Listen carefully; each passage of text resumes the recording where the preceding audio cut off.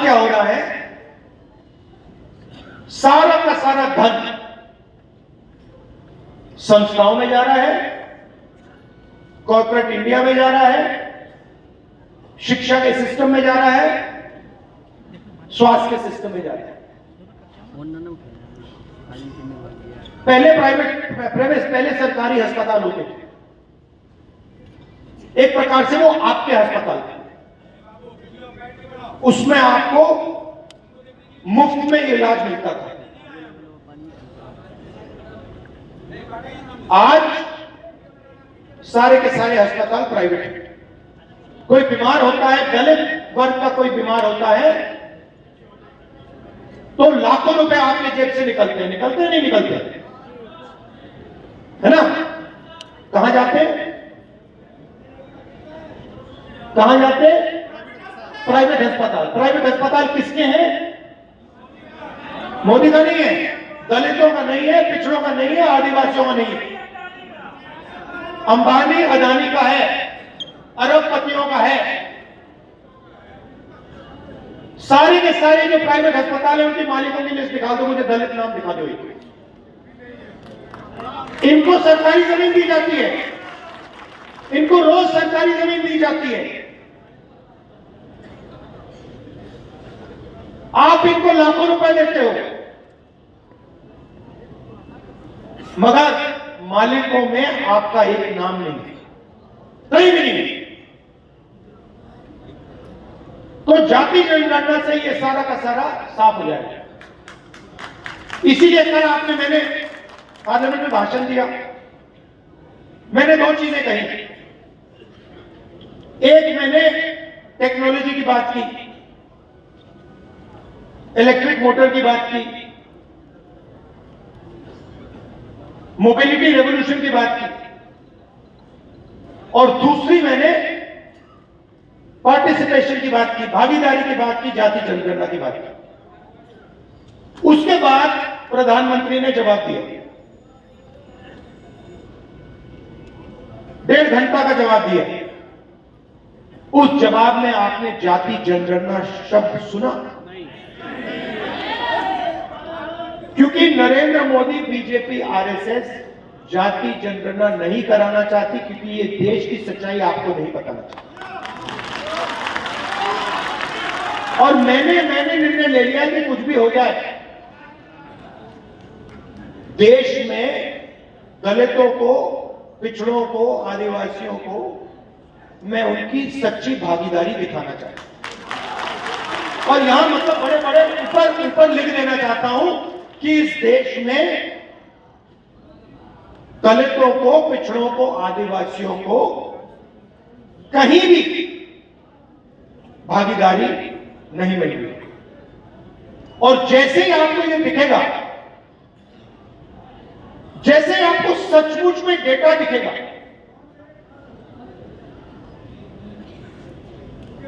फिर हिंदुस्तान की असलियत, हिंदुस्तान का हर एक नागरिक, हर एक दलित, हर एक पिछड़े वर्ग, हर एक आदिवासी सब समझ जाएंगे। और फिर एक नई तरीके की राजनीति, एक नया तरीके का विकास शुरू।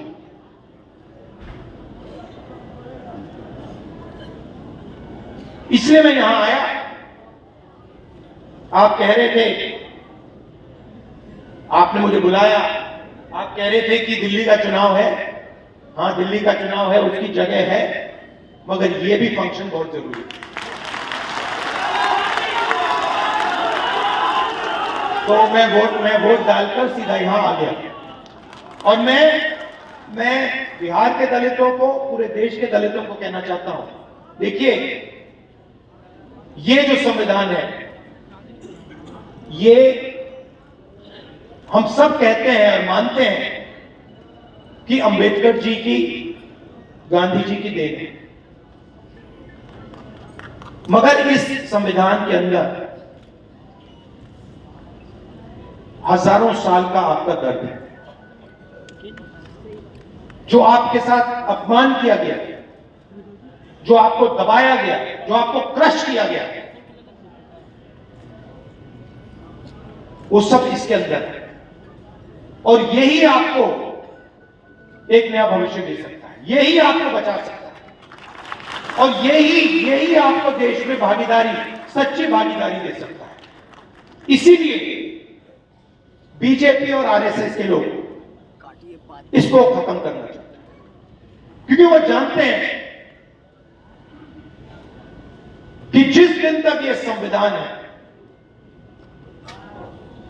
उस दिन तक हिंदुस्तान के गरीब लोगों को, दलितों को, पिछड़ों को, आदिवासियों को नहीं दबाया जा सकता। ये इसको सामने से नहीं मारते। ये आप मत सोचिए कि इसको सामने से मारते हैं। सामने से इसके सामने ये मत्था टेकते हैं, सामने मोदी जी यूं करेंगे और फिर अपना काम चालू कर दिया।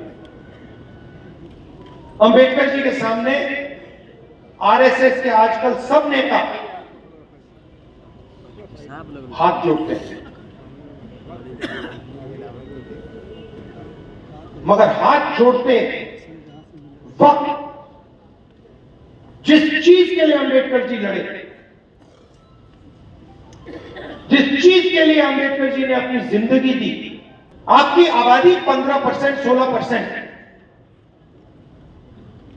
और 90 में से 3 अफसर आपके, और जो 3 अफसर हैं, ये अच्छी तरह सुनिए, जो 3 अफसर हैं उनको छोटे छोटे डिपार्टमेंट दे रखे हैं।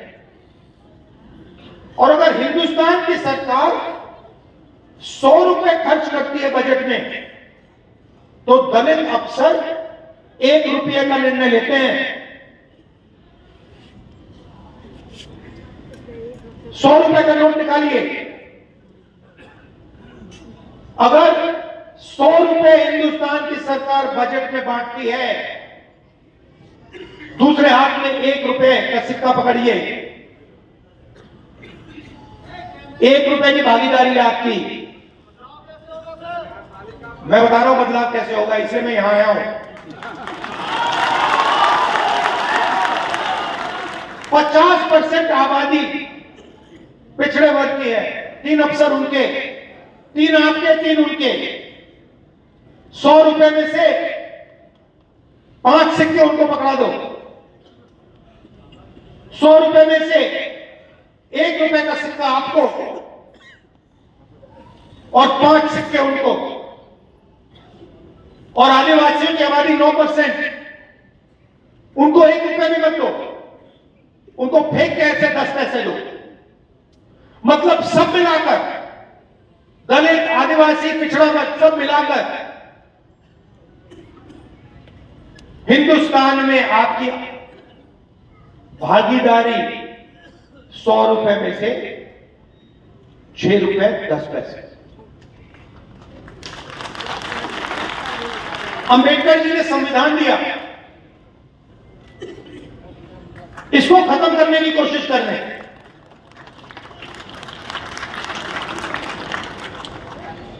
जो आपको बजट में 6.5 रुपए, 6 रुपए 10 पैसे की भागीदारी, वो भी छीनने की कोशिश कर रहे हैं।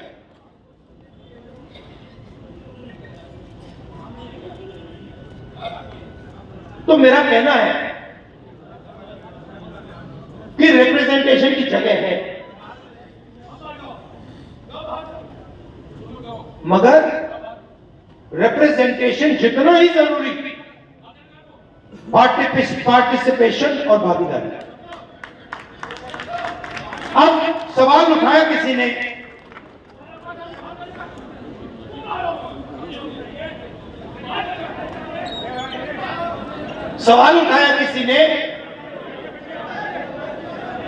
कि आगे क्या करना है, रास्ता क्या है। मैं बताता हूं आपको। सबसे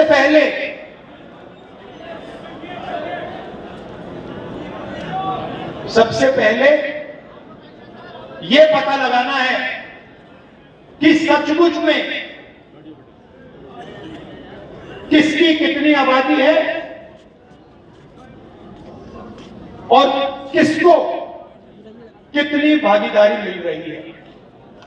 और यह पता लगाने का एक ही तरीका है उसका नाम है जाति जनगणना।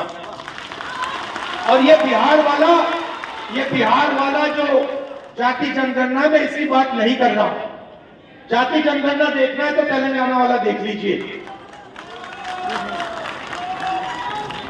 तो जाति जनगणना क्या है, मैं आपको समझाना चाहता हूं। जाति जनगणना सिर्फ सर्वे नहीं है, पहला कदम है। जैसे चोट लगती है, मैडम आपको कभी चोट लगी है? हाथ टूटा है कभी आपका? आप अस्पताल गई थी, डॉक्टर ने पहले आपसे क्या कहा? एक्सरे कराना है। कहा नहीं कहा? किसी को चोट लगती है, डॉक्टर पहली चीज कहता है वही देखो एक्सरे कराओ। तो पहला कदम एक्सरे का है। जाति जनगणना हमें यह बता देगा कि दलित कौन है, आदिवासी कौन है, पिछड़े वर्ग के लोग कौन है, माइनॉरिटी कौन है, जनरल कास्ट कौन है, गरीब जनरल कास्ट कौन है, ये सब पता लग जाएगा। उसके बाद हम दूसरा काम शुरू करेंगे। हम हिंदुस्तान की सारी संस्थाओं की लिस्ट निकालेंगे, इंस्टीट्यूशंस की लिस्ट निकालेंगे, चाहे वो जुडिशरी हो, ब्यूरोक्रेसी हो, सब इंस्टीट्यूशन की लिस्ट निकालेंगे। उसमें पता लगाएंगे कि मीडिया में दलितों की असलियत में कितनी भागीदारी है, कॉर्पोरेट इंडिया में असलियत में दलितों की कितनी भागीदारी है, ब्यूरोक्रेसी में असलियत में कितनी भागीदारी है। भाइयों मैंने देखा, एक बात समझ लीजिए, सवाल धन का है।